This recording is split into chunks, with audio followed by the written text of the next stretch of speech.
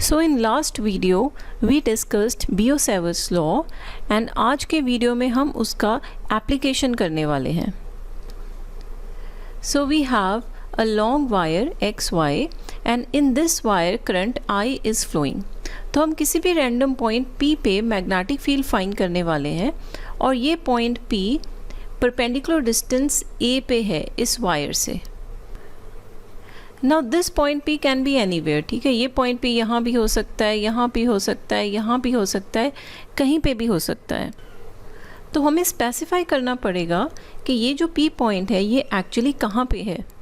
So we will join points Y and P and X and P and make angles phi1 and phi2 with normal QP. Now suppose if we have some other point P, तो उसके लिए ये set of angles different होगा.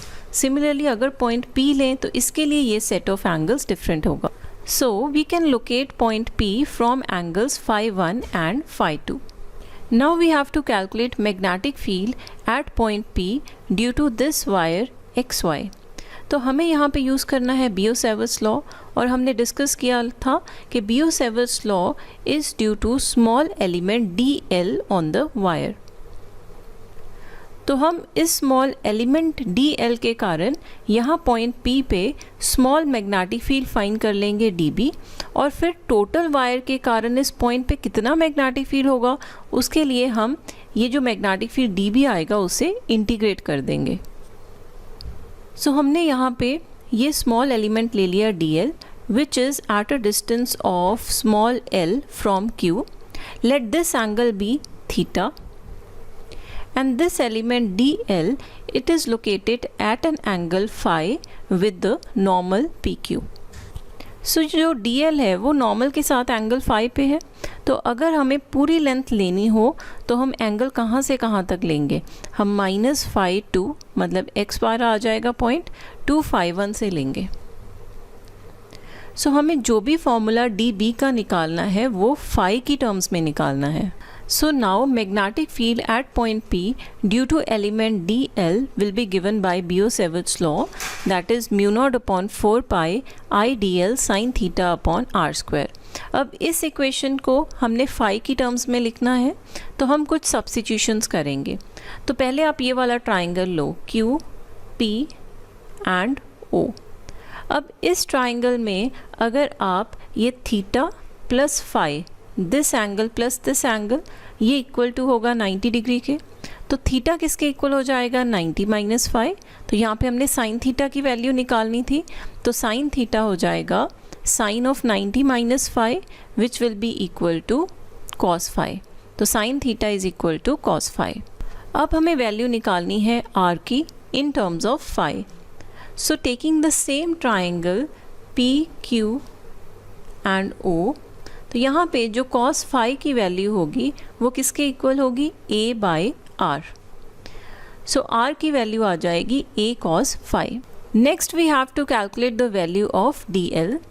Now again we will take the same triangle PQO and in this triangle tan phi it will be equal to L over A. So L will be equal to A tan phi और अगर हम differentiation करें tan phi की differentiation हो जाएगी secant square phi d phi. तो हमारी equation आ जाएगी DL is equal to A secant square phi d phi.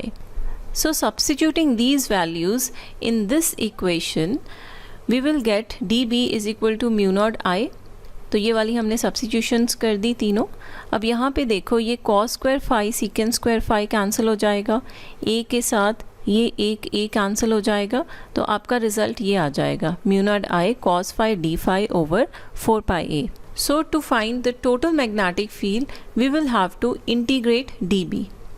सो जब हम इंटीग्रेट करेंगे अब जो लिमिट्स हैं तो लिमिट्स हमने d phi की रखनी होती है. तो d phi देखो कहाँ से कहाँ वेरी करता है. लोअर लिमिट आ जाएगी -phi1 एंड अपर लिमिट आ जाएगी phi2. तो हम -phi1 टू phi2 से इंटीग्रेट कर देंगे. अब जो भी कांस्टेंट टर्म्स हैं वो हम इंटीग्रेशन से बाहर ले आएंगे और अंदर हमारी टर्म आ जाएगी integration of cos phi d phi और उसकी जब इंटीग्रेशन करेंगे तो वो आएगा माइनस साइन phi. तो we will integrate it from phi 1 to phi 2. So final result will be mu naught upon 4 pi I upon a sin phi 1 plus sin phi 2. So we can calculate value of magnetic field at point P due to wire XY carrying current I, and this point P is located at perpendicular distance A from the wire. Now we have to discuss three special cases. The first case is then when the conductor is of infinite length. अब जैसे हमने यहाँ पे लिया था, हमने wire XY लिया था, यहाँ पे हमने पॉइंट P लिया था, यहाँ पे हमने लिया था परपेंडिकुलर डिस्टेंस A, और ये हमने एंगल्स लिए थे, this angle and this angle. ये एंगल हमने लिया था phi 1 एंड ये वाला एंगल हमने लिया था phi 2. अब सपोज जो कंडक्टर है वो इनफाइनाइट लेंथ का है, मतलब ये लेंथ इनफाइनाइट है, बहुत ज़्यादा बड़ी लेंथ है ये in comparison to distance of point P. तो जब ये लेंथ इंक्रीज़ करती जाएगी तो ये जो एंगल है ये भी इंक्रीज़ करता जाएगा. अब phi 1 इतना हो जाएगा. अब जब ये लेंथ और इंक्रीज़ होगी ये और इंक्रीज़ होता जाएगा. अब जब ये इनफाइनाइट जाएगा तो जो phi 1 एंगल है वो किसे अप्रोच करेगा? 90 डिग्री को. सिमिलरली ऊपर भी जब ये फाइनाइट को जाएगा तो phi 2 एंगल इंक्रीज़ होगा और वो धीरे धीरे इंक्रीज़ होता होता किसे अप्रोच करेगा? 90 डिग्री. तो जो हमने फॉर्मूला निकाला था उसमें हम phi 1 और phi 2 को 90 डिग्री सब्स्टिट्यूट करेंगे. तो हमारे पास ये रिजल्ट आया था कि magnetic field at any point P at perpendicular distance A from the wire was mu naught upon 4 pi I upon A sine phi 1 plus sine phi 2. अब आप इन दोनों को 90 सब्स्टिट्यूट कर दोगे तो यहाँ पे 1 + 1 आ जाएगा. तो this will be equal to mu naught upon 4 pi 2 pi upon A. तो ये this is a very important formula for finding magnetic field due to infinite long conducting wire carrying current I at a distance A from the wire. Now the second case is that when conductor is of infinite length but point P lies near one end.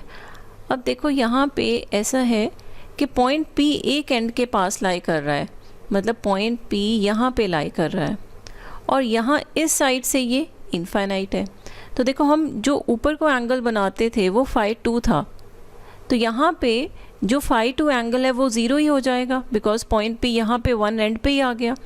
और ये वाला जो नीचे वाला angle था अब वो कहीं दूर जाके मिलेगा तो ये नीचे वाला एंगल 90 डिग्री हो जाएगा. तो मतलब जो हमारा phi 2 है ऊपर वाला एंगल वो ज़ीरो हो जाएगा और नीचे वाला एंगल 90 डिग्री हो जाएगा. तो making the substitution in the same equation, the magnetic field will come out to be mu naught upon 4 pi I upon A. Now the last case is if conductor is of finite length L and point P lies on its perpendicular bisector. अब देखो ऐसा case है हमारे पास कि जो conductor है XY इसकी length है L एंड P लाई कर रहा है परपेंडिकुलर बाइसेक्टर पे, मतलब ये वाला एंगल इक्वल हो जाएगा, phi 1 और phi 2 इक्वल टू phi हो जाएंगे. ये डिस्टेंस हम ले लेते हैं A. Since this is perpendicular bisector तो यहाँ पे ये लेंथ हो जाएगी L/2 एंड ये भी लेंथ हो जाएगी L/2 एंड ये हाइपोटेन्यूज हो गया तो इसकी वैल्यू हो जाएगी L/2 square plus A square. तो अब फिर से हम वही फॉर्मूला यूज़ करने वाले हैं mu naught upon 4 pi I upon A sine phi 1 plus sine phi 2. So हमें साइन phi की वैल्यू की ज़रूरत पड़ेगी तो हम यहाँ पे साइन phi कैलकुलेट कर सकते हैं. तो sine phi will be L/2 over this value under root of L/2 square plus A square which will be equal to L over under root of 4A square plus L square. तो अब हम यहाँ पे sine phi की value को substitute कर देंगे. यहाँ पे 2 इंटू साइन phi आ जाएगा, मतलब 2 इंटू दिस वैल्यू.